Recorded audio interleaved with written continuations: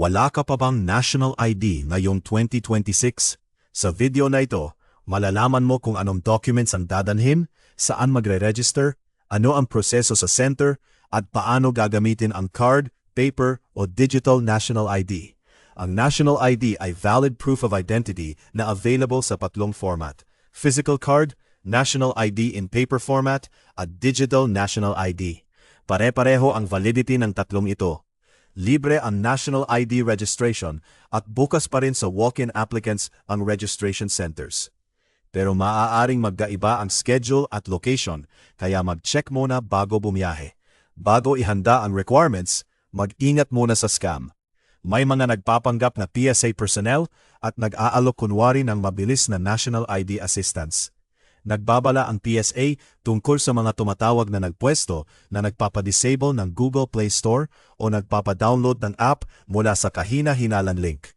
Hindi ito autorisado. Huwag magbigay ng OTP, password, transaction number, QR code, litrato ng documents o bayad sa hindi verified na tao. Ang updating ng National ID information ay ginagawa sa registration center. Ngayon, ihanda ang supporting documents bago pumunta sa registration center. Gumamit ng folder at dalhin ang mga dokumentong nasa current official list. Magdala ng isang accepted primary supporting document. Kung wala kang primary document, magdala ng 2 accepted secondary documents mula sa kasalukuyang official list. Hindi sapat ang kahit anong 2 ID. Dapat parehong accepted secondary documents ang dala mo, kaya i-check muna ang official list bago umalis. Dalhin ang original documents para sa validation. Huwag umasa sa photo sa phone o ordinaryong photocopy lamang. Bago bumiyahe, i-double-check ang spelling ng buong pangalan, birthday, place of birth, address, at iba pang personal details. Dapat magkaatugma ang information sa iyong documents. Kapag kompleto na ang documents, hanapin ang pinakamalapit na official registration center gamit ang National ID Registration Center Directory. I-check din ang current operating days, oras, at local announcements. Ang schedule ay maaaring magbago at hindi pare-pareho sa bawat lugar. Pagkatapos mag-verify ng location at schedule, pumunta sa center, dala ang originals at sundin ang pila at instruction ng personnel. Step 1. Ipakita ang supporting documents sa registration personnel. I-check ang documents, ang iyong registration status, at kung kompleto ang kailangang requirements. Step 2. I-validate at i-encode ang demographic information, kabilang ang pangalan, birthday, place of birth, address, at iba pang kinakailangang details. Sagutin ng tama at malinaw ang mga tanong. Kasunod nito ang biometric capture. Kukunan ka ng front-facing photograph at fingerprints ayon sa instruction ng operator. Manatiling maayos ang pwesto at huwag gagalaw hanggat hindi sinasabing tapos na. Maaari ring gawin ang iris scan kung naaangkop.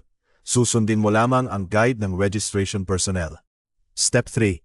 I-review at kumpirmahin ang lahat ng demographic at biometric information. Huwag magmadali. Mas madaling itama ang mali bago matapos ang registration. Step 4. Makakatanggap ka ng transaction slip na may Transaction Reference Number o TRN. Itago ito para sa follow-up o status checking. Para sa selected communities, senior citizens, persons with disabilities, at ibang vulnerable sectors, may mobile o home registration activities sa ilang lugar. May mga barangay-based activities din, pero kailangan munang i-confirm ang schedule sa local PSA office o barangay. May school-based, caravan, partner agency, at co-located activities din sa ilang lugar.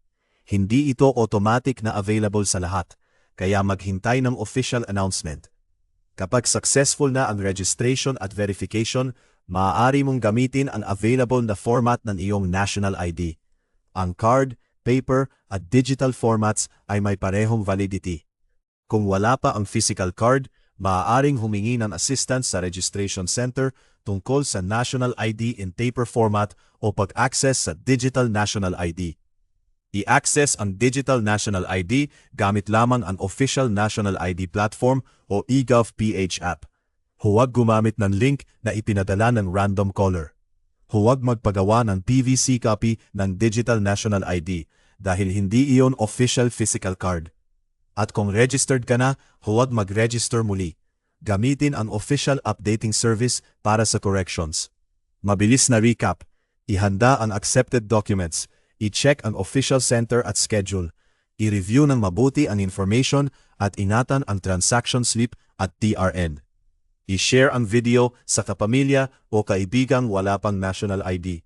At mag-subscribe para sa iba pang malinaw na government service guides.